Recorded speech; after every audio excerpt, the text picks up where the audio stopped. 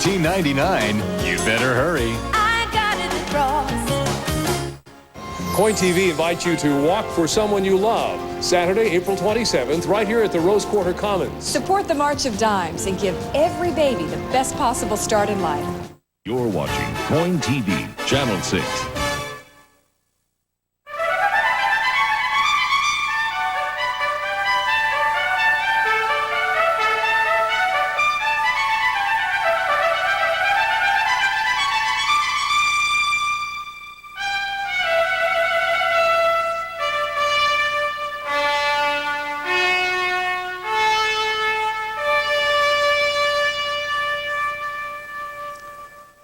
Good morning.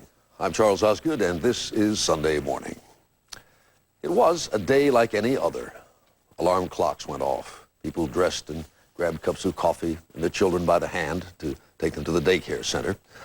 There was a good one in the ground floor of the federal office building downtown there in Oklahoma City.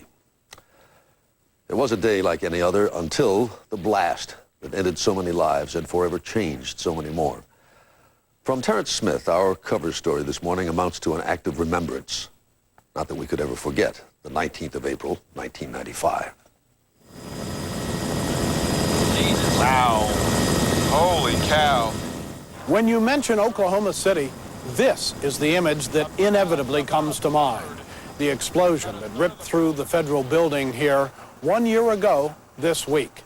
The blast on this site killed 168 people and wounded nearly 700. Later on Sunday morning, we'll talk to some of the people here who are still dealing with the emotional and physical consequences of the costliest act of terrorism in American history.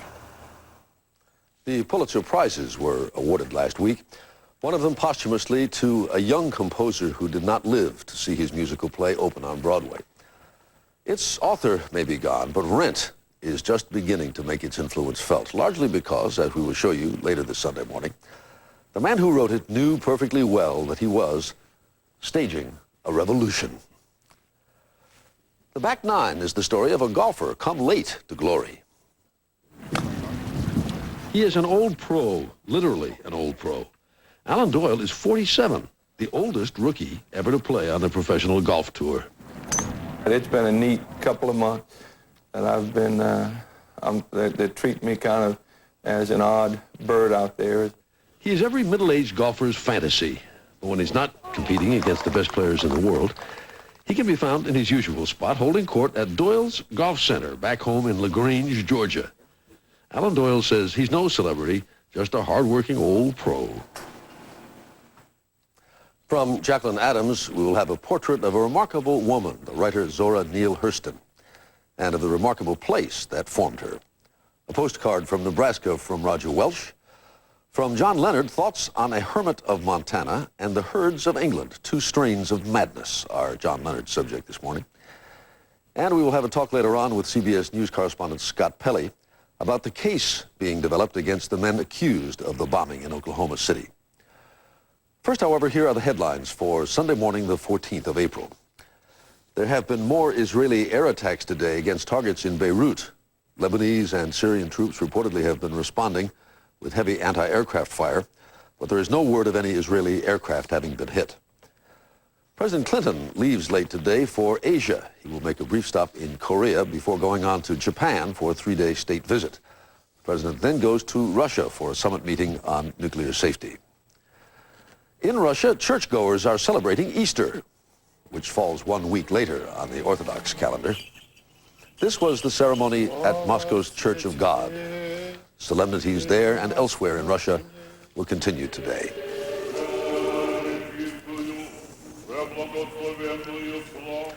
A look at sports and at the weather and the milepost by which to remember the week when Sunday morning returns.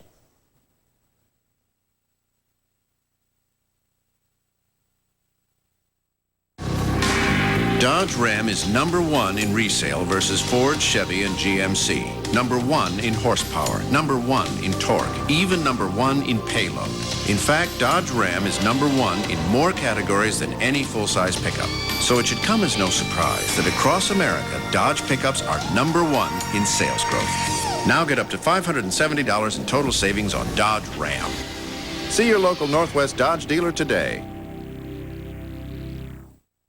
Where can you find great cars, trucks, vans, 4x4s, and sport utilities like these? 1-800-OWN-A-CAR. This weekend, we're having a red tag sale. Every vehicle clearly marked with red tag savings. And because the law allows us to finance anyone over 18, no credit problem is too big. Hundreds of cars, easy financing, affordable payments, and nice people. Come save at the red tag sale this weekend.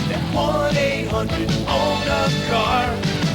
Own a car for less. Hurry, sale ends Sunday. In Oregon's forests, balance is something we work toward every day. It requires careful planning to keep moving in the right direction. Although progress can sometimes seem slow, we're moving forward toward our goals one step at a time.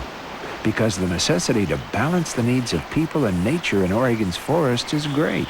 Cavanham Forest Industries believes achieving this balance is important because Oregon's forests are a resource worth conserving. Yeah!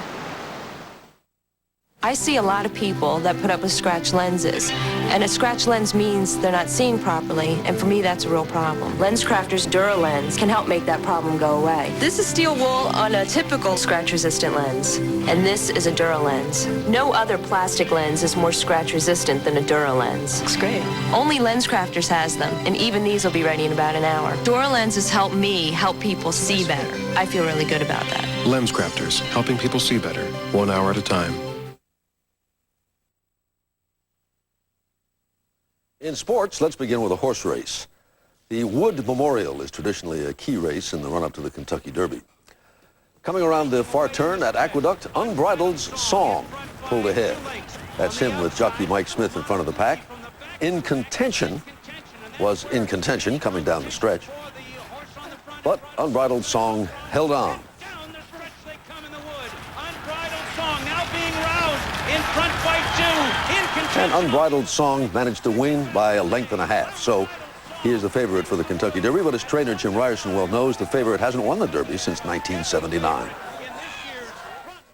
Going into today's final round of the Masters Golf Tournament in Augusta, the Norman Conquest proceeds apace, Greg Norman holding a 6-stroke lead over Nick Faldo. Not all the great shots were made by the leaders, though. Here's Craig Stadler teeing off on the par 3 16th hole. This is about as close to a hole-in-one as you can get.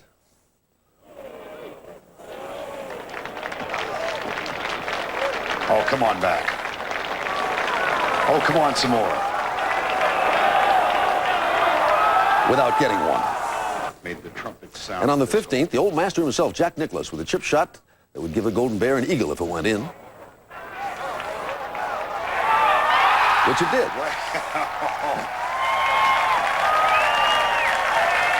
But it's the great white shark, Greg Norman, who's been on top from the beginning. This was his approach shot on the green on the 8th hole, setting up another birdie. And he also birdied the 16th.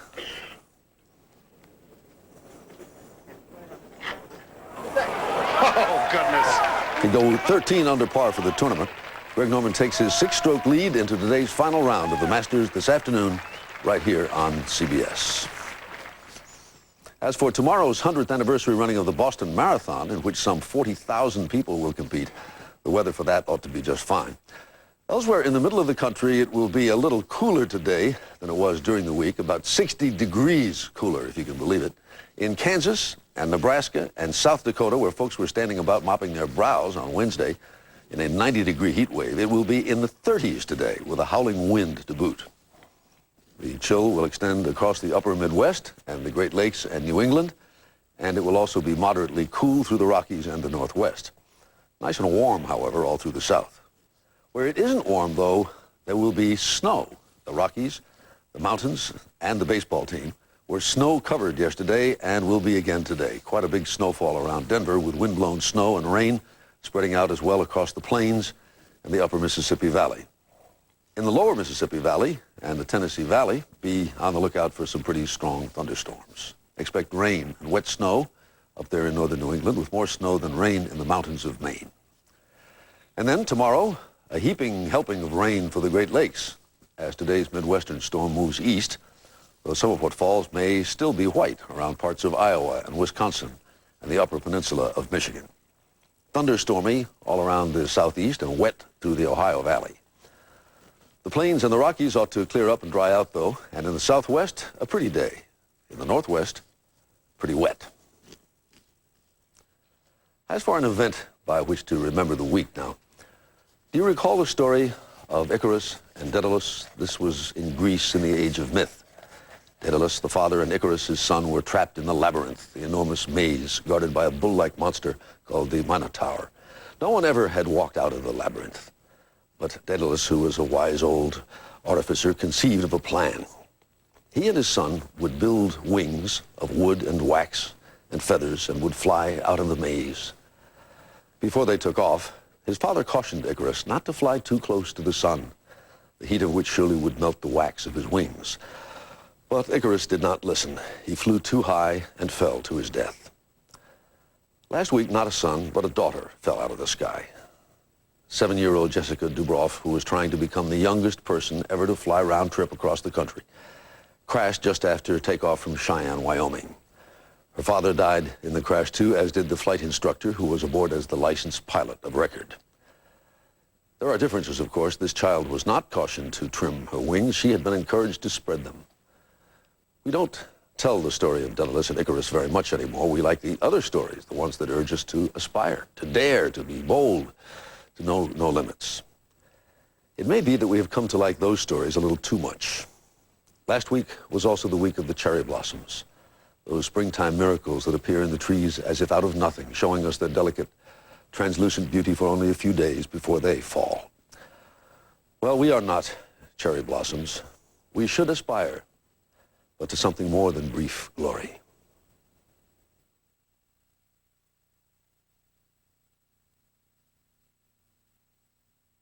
Today, our country enters the 21st century with a Around the world today, industries once owned by governments are increasingly owned by investors.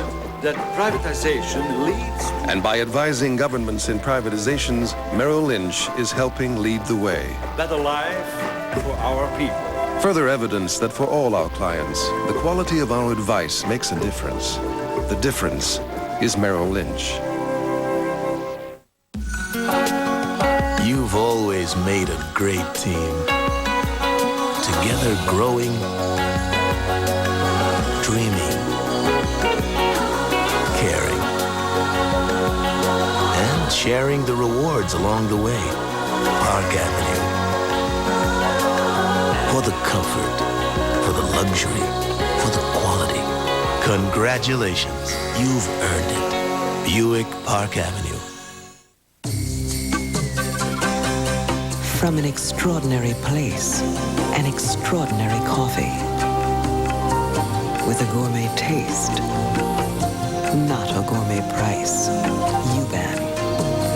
100% Colombian coffee. The richest coffee in the world. The price tamed, the spirit intact. Yuban. When was the last time you saw the world and felt that it, for once, revolved around you?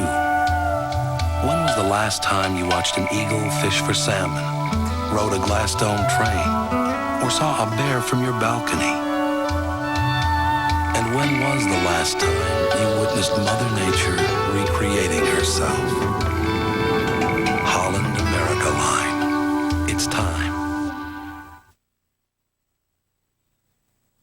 The 19th of April, 1995, was a day like any other in Oklahoma City, until a certain tick of the clock turned it into something else, turned it into one of those terrible dates that divide lives into before and after. It isn't true that time heals all wounds. At best, time only makes them bearable. Little by little, you grow accustomed to the ache. Terrence Smith reports this morning's cover story.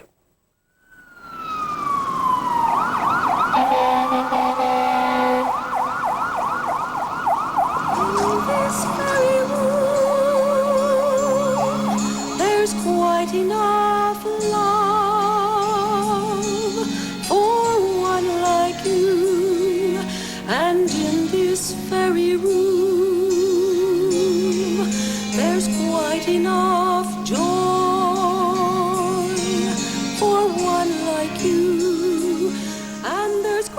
been almost a year since that April morning when America lost its innocence about terrorism and where it can strike.